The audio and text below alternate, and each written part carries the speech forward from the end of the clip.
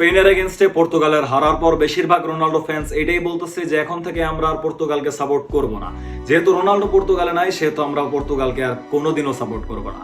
And ভাই আমার ক্ষেত্রেও কি সেম। এন্ড আরেকটা কথা হইলো, রোনাল্ডো যেহেতু সুন রিটায়ার হয়ে যাবে, তো রোনাল্ডো এর পরে আমি কোন প্লেয়ারকে সব থেকে বেশি অনুসরণ করব, আর কি মূলত কোন প্লেয়ারকে আমি সব থেকে বেশি আইডলাইজ করব, এই সকল প্রশ্নের উত্তর জানার জন্য জাস্ট এই ভিডিওতে থাকেন। এন্ড তার আগে আমি ওয়ার্ল্ড কাপের কোয়ার্টার ফাইনালস এর একটা প্রেডিকশন করে দেই। So here we go. তো প্রথমে আমি বলবো ফ্রান্স ভার্সেস মরক্কো এর ম্যাচের কথা। এন্ড ভাই নিঃসন্দেহে এবারের কোয়ার্টার ফাইনালের বেস্ট ম্যাচ এইটাই হবে, যেটা আমরা 2022 সালের সেমিফাইনালে দেখছিলাম, যেখানে ফ্রান্স 2-1 এর একটা ভিক্টোরি অর্জন করছিল। বাট ভাই মরক্কো কিন্তু অ্যাপ্রিশিয়েটেড ওয়ার্ল্ড ওয়াইড ওদের 2022 এর পারফরমেন্সের কারণে। বাট এইবার ওদের একটা ডিসঅ্যাডভান্টেজ এই ম্যাচে আমি যেটা দেখতেছি সেটা হলো ওদের striker Saibari is out of this match, কারণ ও ইনজুর্ড। এন্ড ভাই আরো অনেক কারণ আছে, ফ্রান্স অনেক বেটার টিম ওদের থেকে, বাট এই একটা কারণ, এটা একটা এক্সট্রা কারণ হয়ে দাঁড়াবে, যে কারণে Morocco is by going out of this world cup and France is going to beat Morocco. But there is a catch, যদি বাই এনি চান্স মরক্কো আর ফ্রান্সের ম্যাচটা পেনাল্টিজে যায়, ফ্রান্স ইজ আউট ভাই। Morocco is going to win this match ভাই। Yassine বোনো নিজের খেলা দেখাই দেবে। দেন আমি বলবো স্পেন ভার্সেস বেলজিয়ামের ম্যাচের কথা। এন্ড ভাই স্পেনের টিম যে লেভেলের টপ, সেই লেভেলের টপ পারফরমেন্স কিন্তু ওরা দিতেছে না, আর কি ওদের পারফরমেন্স ভাই প্রমিসিং না। But on the other hand Belgium নিজের প্রথম দুইটা ম্যাচ ড্র করলেও পরে যায় না, কিন্তু ওরা ভালোই রাইজ করছে। লাইক লাস্ট ম্যাচে ওরা ইউএসএ কে 4টা গোল স্কোর করছে। এন্ড সেই কারণে আমার কেন জানি মনে হইতাছে Belgium is knocking Spain out of this world cup. And এখানে আমরা একটা আপসেট দেখতে পারি স্পেনের জন্য। এন্ড ভাই এটা যদি হয়েও যায় আমি অবাক হব না। পরের ম্যাচের কথা বলার আগে আমি আমার প্রশ্নের উত্তরটা দিয়ে নেই, আমি কি আবারও পর্তুগালকে সাপোর্ট করব কি করব না? হ্যাঁ ভাই, আমি 2030, 34 যতদিন আমি বাইসে আছি ভাই, আমি পর্তুগালকেই সাপোর্ট করব। হ্যাঁ জানি ভাই রোনাল্ডোরে ওরা রেসপেক্ট করে নাই, বাট তুমি যখন একটা টিমকে সাপোর্ট ভাই কইরা ফেলাও না, ওইটার উপরে আবার টার্ন ব্যাক হয় না কোনো। So I am going to support Portugal for the rest of my life.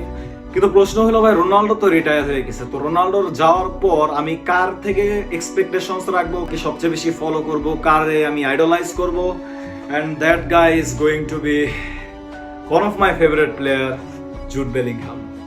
Yes ভাই, Jude Bellingham is one of my favourite player after Cristiano Ronaldo. And 2024 সালের আগে যখন জুড বেলিংহাম আর কি রিয়াল মাদ্রিদে আসার আগে আমি ওর হাইলাইটস দেখতাম, এন্ড তখনই ভাই আমার অনেক ভালো লাগছিল। এন্ড দেন যখন ও রিয়াল মাদ্রিদে আসে আমি অনেক এক্সাইটেড ছিলাম, অনেক কিউরিয়াস ছিলাম ওরে নিয়ে। এন্ড দেন ও যে লেভেলের পারফরমেন্স দিচ্ছে, তারপর আমরা ইউসিএল জিতছি। এন্ড ভাই যারা রিয়াল মাদ্রিদ ফ্যান ছিল ওরা জুড বেলিংহামের ফ্যান অলরেডি হয়ে গেছে।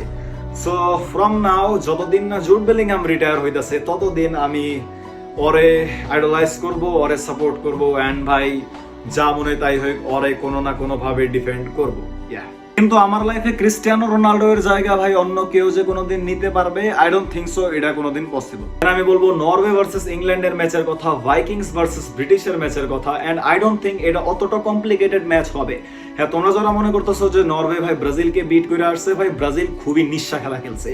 প্রথমত পেনাল্টি মিস করছিল, ইজি চান্সেস মিস করছে, এই কারণে নরওয়ে সুযোগের সৎ ব্যবহার করছে। হ্যাঁ নরওয়ে ভালো খেলছে, বাট ব্রাজিল তার থেকে বেশি খারাপ খেলছে। And I don't think so England নরওয়েকে এত সুযোগ দিবে। ইংল্যান্ড ইজ আ ডিস্ট্রয়ার ভাই right now. And I think England is going to beat Norway. হইতে পারে একটা টাফ ম্যাচ দেখতে পারো, but I don't see Norway beating England. At the end ভাই আর্জেন্টিনা ভার্সেস সুইজারল্যান্ড। এন্ড এই ম্যাচটাও কিন্তু আর্জেন্টিনার প্রত্যেকটা ম্যাচের মতোই অনেক কমপ্লিকেটেড হবে। দেখা যেতেছে যে ভাই আর্জেন্টিনা প্রচুর স্ট্রাগল করতেছে, ওদের ডিফেন্স লাইনে ভাই প্রচুর স্ট্রাগল করতেছে, বাট ওদের অ্যাটাক লাইন আবার ঠিকই কিন্তু নিজেদের গোলগুলো স্কোর করতেছে। সো আই থিংক ওরা সুইজারল্যান্ডের এগেইনস্ট একটা স্ট্রাগলিং ম্যাচ খেলবে, বাট ইভেনচুয়ালি পরে যায় না, ওরা সুইজারল্যান্ডকেও বিট করে ফেলবে।